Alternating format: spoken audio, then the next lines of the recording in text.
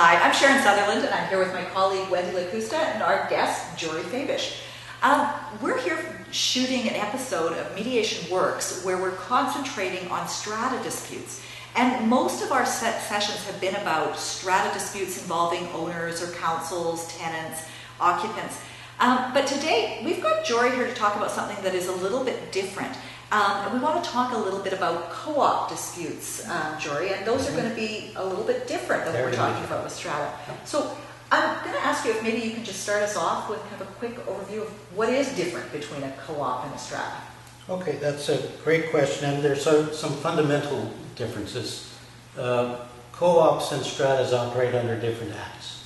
Okay. So the co-op would be operating under the Cooperative Association Act, whereas the strata would be operating under the Strata Property Act. And they have very different structures flowing out of those two acts in terms of how the housing operates internally as a, I guess, as a housing entity. Another fundamental difference is the nature of the ownership. In a co-op, the owners are shareholders of the entire legal entity. So somebody might, and that shareholding is associated to the particular unit that they live in and some portion of the common area. Whereas in the strata, or in a condo, the ownership is of real estate. The owner actually owns their unit and again some portion of the common property. So it's a very fundamentally different way of looking at and experiencing and living in housing. Another difference is that in cooperative housing could be for profit, although most people are unfamiliar with that, and it can also be a not-for-profit kind of housing entity, whereas condominium is always for profit. And one final difference is that because of the nature of the structure, in cooperatives, the shareholders are voting on any particular issue, whereas in the strata or the condominium, the actual owner of the condominium is voting on a particular issue. So some fairly fundamental differences, and how those play out in the operation of the different building type that can be quite significant. Yeah, and when we talked earlier, you said there's different types of co-ops. Can you talk a little bit about that? So co-ops, the ones that, I'll start with the one that most people know about, and that's the government sponsored co-op originally from the federal government and to a certain extent from the provincial government. And those are co-ops that were set up so that people could live more affordably in a building. It could be a small co-op and it could be a very large co-op. And in some cases the co-op had market rents, so the particular unit would be set at a market rent, and that would subsidize sub-market units where people were getting some kind of assistance because of disability or some other need. So that's one type. Another type of co-op is called the equity co-op, and that's where people are actually owning, again, shares of the building, and it's for profit. So that has a very different intent. They can sell at market prices when they sell. Except for the legal structure, it's similar to condo. Another type of co-op is where people are setting up a co-op that has been created to keep the costs below market. And so when it's originally created, the cost for each unit might be 10 or 15% below the market. And when they choose to sell that unit, it will also sell at 10 to 15%, whatever they've established below the market. Okay. So some very different kinds of structures. Okay, that's interesting, because as you said, I think most of us have kind of heard of the social housing co-op and not necessarily understand that it can be different types of things. Jory, I wanted to ask you, maybe if you can talk a little bit about the kinds of disputes that arise in co-ops. And we're kind of thinking specifically in this series about things that might lend themselves to mediation. So co-ops are like pretty much any other kind of neighborhood. They can be insular, they can look inward, or they can look outward, just like anybody else who's living in some kind of housing. Sure. So given that they might be large or small, there can be inter-neighbor disputes. Sure.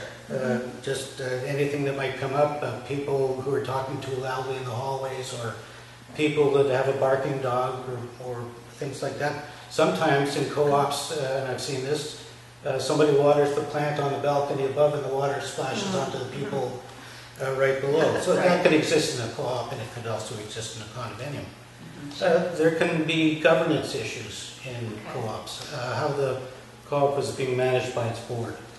And that can often form camps, one camp thinking that they're with something that the board is doing, another camp that is thinking the board's doing something wrong, and then very often there's a third camp that wishes the other two would be quiet. Right. That's true. There can be philosophical issues.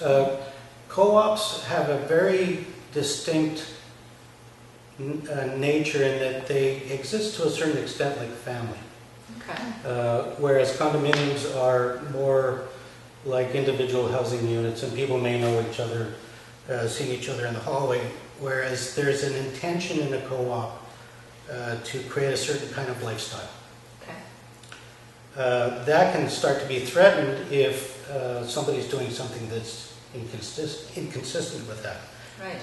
Another major difference in a co-op versus a condominium is that when you decide that you want to live in a co-op, you have to apply to the co-op to become a member, and they have to choose to accept you as a member of the co-op, whereas in a condominium, you find something that you're happy with and you buy it. Right. So it's possible that as time passes, people who are accepted might have different points of view about how certain things should happen. It could be as a result of families or as a result of generation.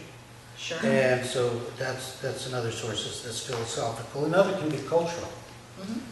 Co-ops very often are set up to welcome people or to house people from a certain cultural group. It could be set up by a church, it could be set up by a housing society. And so sometimes that changes over time, and again, that has an impact on how people relate with each other. And finally, financial. Co-ops have generally, as we know it, are for not-for-profit. Yeah. And they have stresses as a result of being not-for-profit, which are very different from condominiums. And so the intention in not-for-profit housing is to maintain the building the way it is, usually not to upgrade it in some way, unless the upgrade is consistent with what they're trying to accomplish. Okay. That's actually really interesting, just in terms of the different types and the categories that you're giving there, because it really does underlie the fact that it's not really the same as stratas. No, it's very different. Yeah. And so how would the people in the co-op access mediation or another form of dispute resolution to deal with some of these conflicts? Pretty much the way anybody else might. Mediation is becoming more of a mainstream service, and so they might access mediation through the Justice Access Center, like in Vancouver, Victoria, and Nanaimo. They might find somebody on the mediation roster, civil roster, people who provide mediations in co-ops. Again, we would want to make sure that they have an understanding of the different corporate structure. It could be somebody that they know in another co-op who's also had to undertake a mediation, and that mediator worked well for them, so it could be word of mouth. Okay, so they're generally private mediators that they get. Yes, now, thanks for that prompt, because there is another source.